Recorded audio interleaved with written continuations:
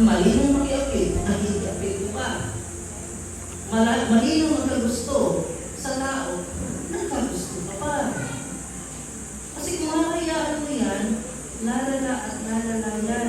Pagsinan niyo sa mga babae, pag nakita mo dumaan ang guwapo, gusto pa tayong tumingin. Ito yung laging argumento ng mag-asawa.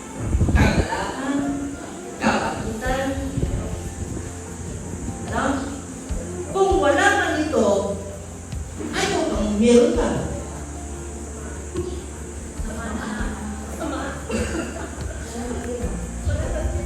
Kabalik ka lang mo yun. Kung wala kang pag-ibig, wala kang kapayapaan, wala kang kagalangan, hindi ka mabait, ano meron ka? Samaan. Masamang espiritu.